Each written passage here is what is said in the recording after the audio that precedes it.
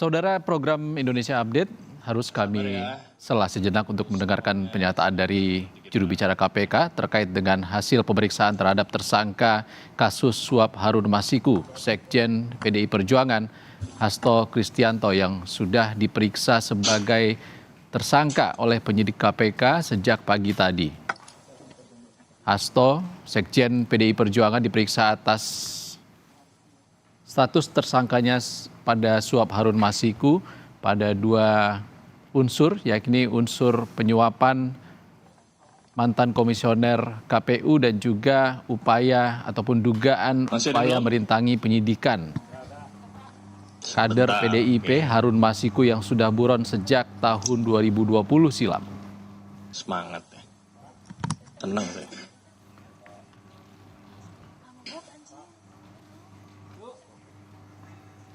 Masih ada yang belum?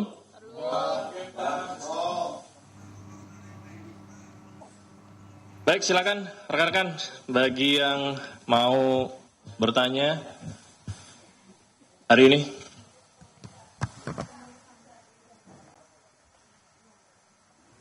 Ya, ini kan baru selesai ya, beberapa saat yang lalu.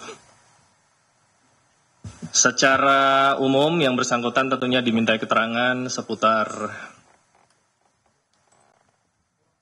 dokumen, barang bukti elektronik, maupun mengklarifikasi keterangan-keterangan saksi yang lain, termasuk juga pengetahuan yang bersangkutan terkait perkara yang sedang disangkakan kepada yang bersangkutan, maupun juga kepada tersangka lain.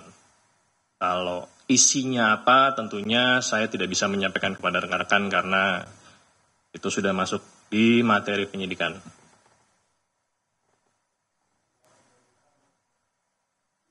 Ya, hasil koordinasi saya dengan penyidik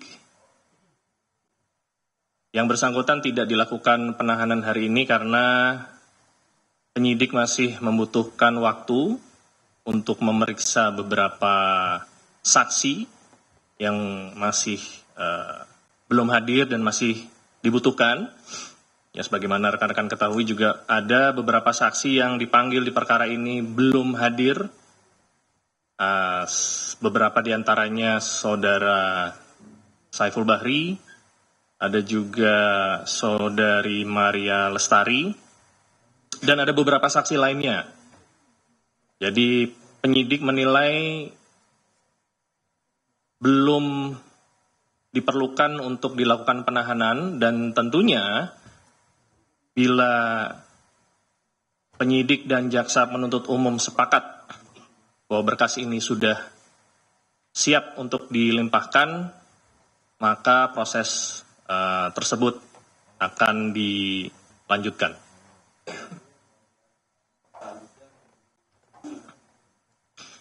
Ya, kalau pemanggilan saudara HK kembali lagi, mungkin pertanyaannya apakah akan dipanggil kembali? Ya, pasti nanti yang bersangkutan akan dipanggil kembali, tetapi fokus penyidik saat ini adalah memenuhi unsur perkara di tindak pidana yang sedang disangkakan kepada beliau. Fokus utamanya adalah keterangan saksi-saksi yang belum hadir dan yang akan dipanggil kemudian untuk di perkara suapnya maupun di perkara pasal 21-nya.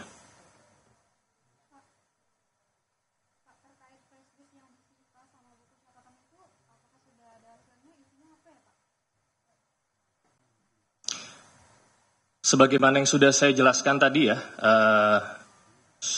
rekan-rekan bisa bertanya, namun karena penyidikan ini juga masih berlangsung, sebagaimana banyak dari rekan-rekan meminta penjelasan alat bukti apa, baik itu surat, barang bukti elektronik, flash disk, maupun hal-hal lainnya. Rekan-rekan ingin mengetahui, ingin menggali, dan itu kami pahami sebagai bagian dari kerja jurnalistik.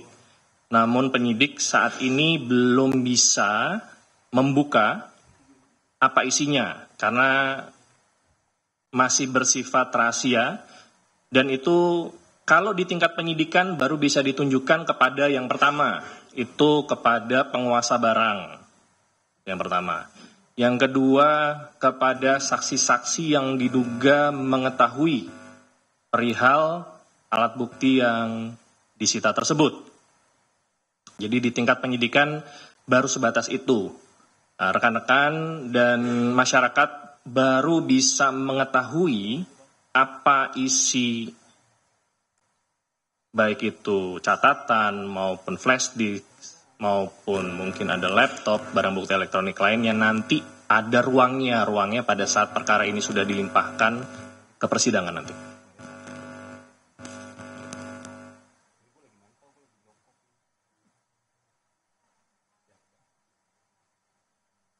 Ya, KPK menghormati tindakan hukum yang diambil pihak tersangka, Saudara HK, untuk mengajukan pra-peradilan, dan KPK tentunya akan menghadapi proses pra-peradilan tersebut dengan mempersiapkan segala persyaratan dan administrasi yang diperlukan. Jadi pada saat nanti waktunya sidang pra-peradilan dibuka, ya kita harapkan Biro Hukum yang mewakili KPK bisa hadir dan tidak ada hambatan dalam prosesnya. Tentunya KPK meyakini bahwa proses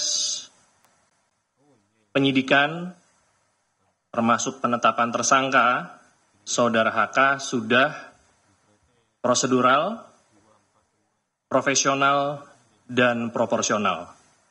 Demikian.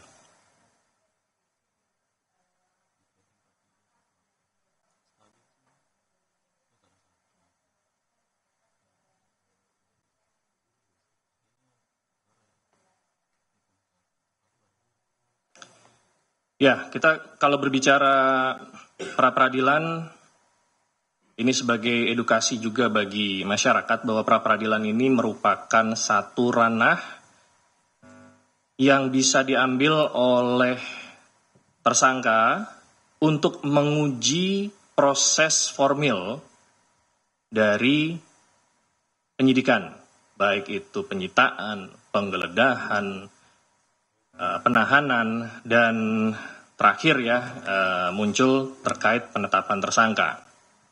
Jadi yang diuji adalah proses formilnya. Kalau berbicara proses formil, sebagaimana yang tadi saya sampaikan, KPK meyakini proses penetapan tersangka Saudara HK sudah profesional, prosedural, dan proporsional. Terkait alat bukti, nanti baru kita bisa berbicara saat perkara ini sudah dilimpahkan ke persidangan.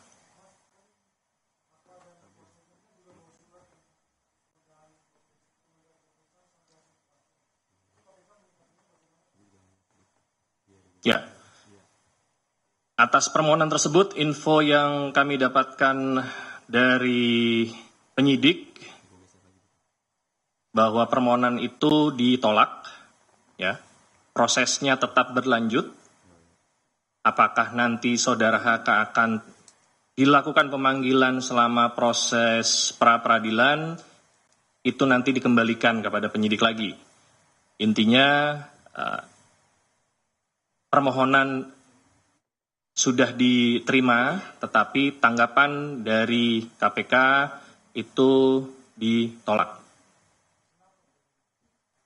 Ya, karena proses peradilan itu merupakan satu ranah tersendiri, ya, dan proses penyidikan itu ranah tersendiri. Jadi ini tidak bisa dicampurkan, tidak bisa disatukan. Tidak berarti kalau proses pra-peradilan itu berjalan maka penyidikan berhenti, tidak. Proses penyidikan tetap berjalan. Bila yang bersangkutan mengajukan untuk tidak dipanggil terlebih dahulu, itu merupakan hak tersangka ya, untuk mengajukan, tetapi penyidik juga memiliki kewenangan apabila ingin memanggil, dan seandainya proses tersebut digunakan sebagai alasan untuk tidak hadir, kemungkinan besar penyidik akan menilai itu bukan menjadi salah satu alasan yang patut dan wajar. Demikian. Mas, itu kan suratnya ditujukan untuk pimpinan KPK. Nah, ini yang menolak ini pimpinan atau penyidik, Mas? Yang menginfokan ke saya adalah penyidik, tentunya setelah berkoordinasi dengan atasan dalam hal ini Direktur Penyidikan, Deputi Penindakan, termasuk dengan pimpinan. Ya.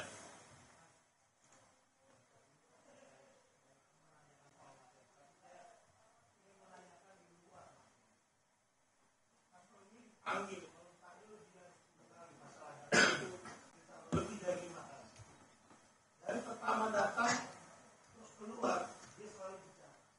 Tapi hari ini ketika keluar dia tidak bicara sama sekali.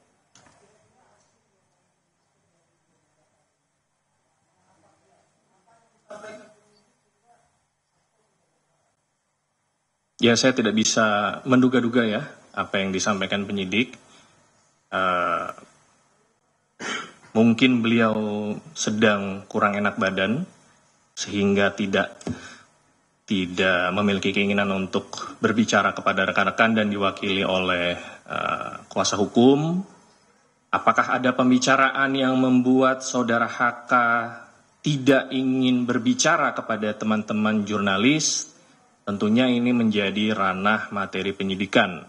Saya tidak bisa membuka itu karena penyidik juga tidak memberikan delegasi atau kewenangan kepada saya untuk menyampaikan hal tersebut. Demikian, Mas Mario.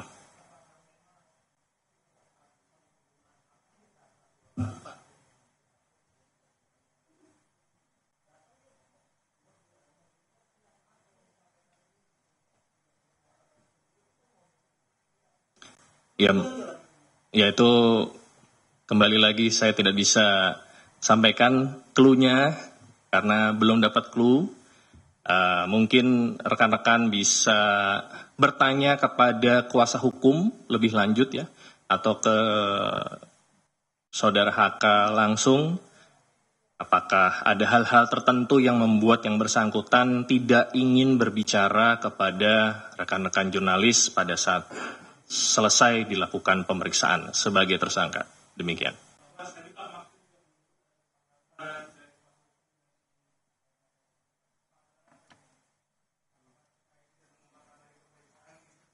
Kesepakatan apa ya? Ya, maksudnya kesepakatan apa? Yang disampaikan oleh saudara Magdir.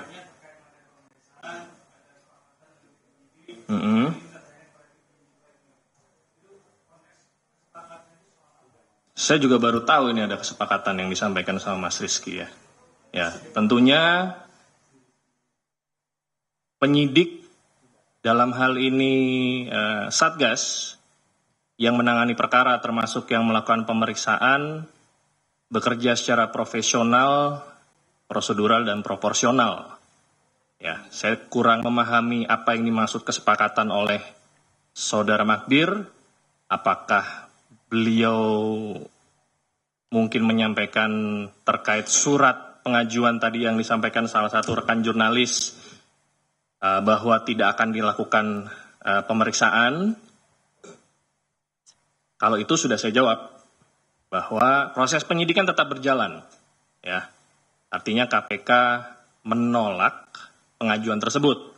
Namun, apakah penyidik akan melakukan pemanggilan kepada yang bersangkutan selama proses pra-peradilan berlangsung atau setelah itu, tentunya kita kembalikan kepada penyidik. Demikian.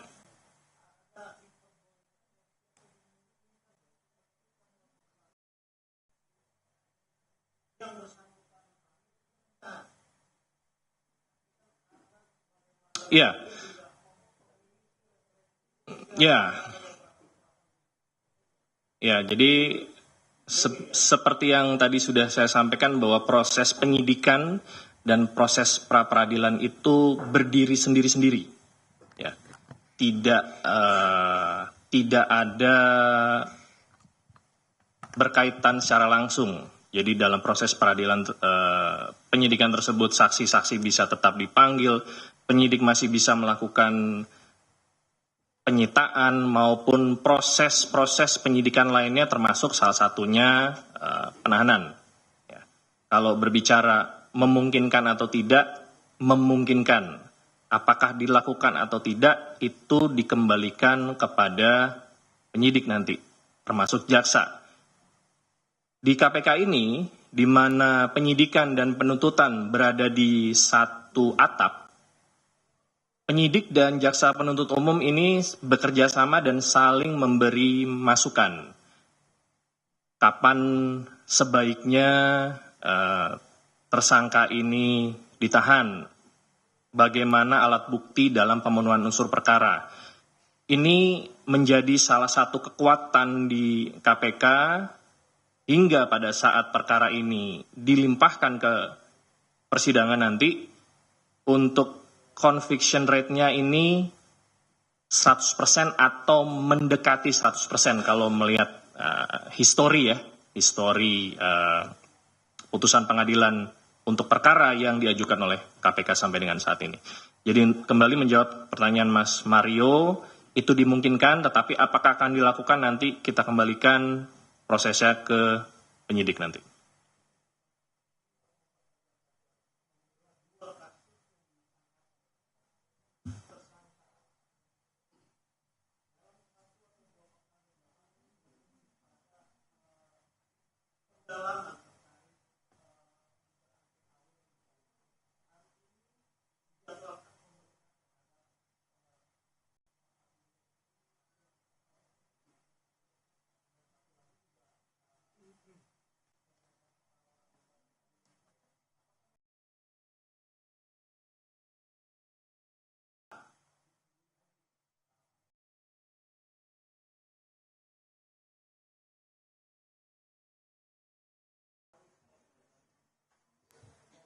Ya, penyidik mendalami semua hal, terutama yang memang dibutuhkan dalam rangka pemenuhan unsur perkara.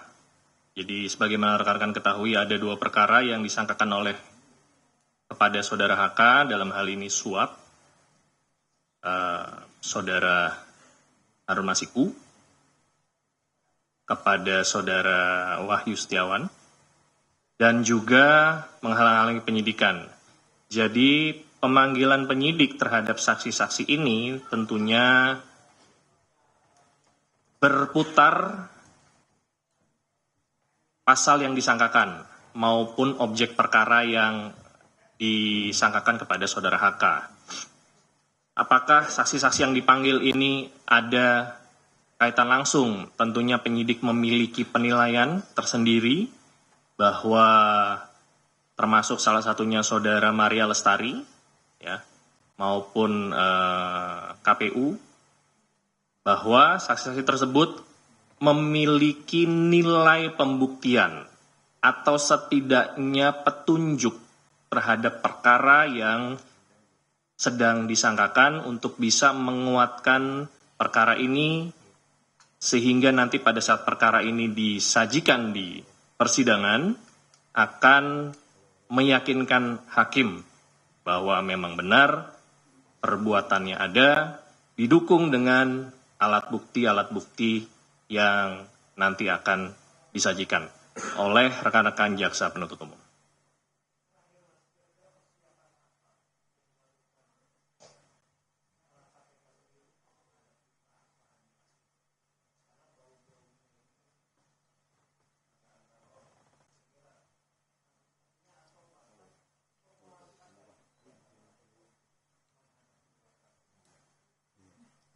Ya, KPK selalu menyiapkan diri karena pengajuan pra-peradilan ini bukan hal yang pertama ya.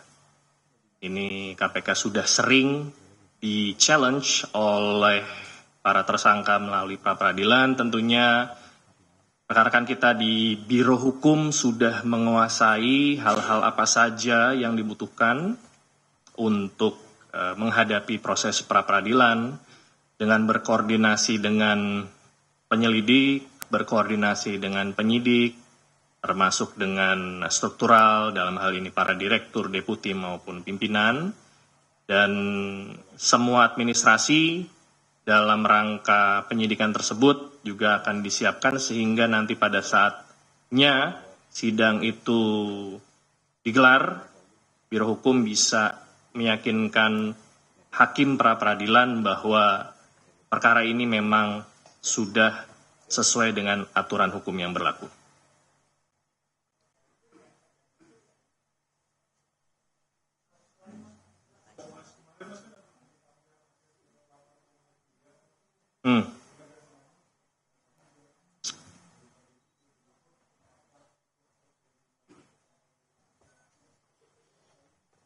Pak siapa sudah ini? Enggak, maksudnya sudah menegaskan siapa tadi? Pak Dirdik. Beliau menyampaikan apa? Oke.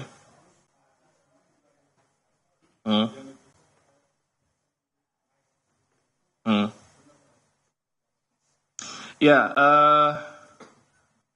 saya perlu menanyakan kembali ya namanya atau inisialnya, tapi sampai dengan saat ini belum diinfokan oleh penyidik, tetapi betul aset-aset tersebut memang disita dari salah satu tersangka. Ya mungkin Mas Umam bisa mengelaborasi ya keterangan saya ini dengan keterangan Direktur Penyidikan. Tapi kurang lebih seperti itu tanggapannya. Ya.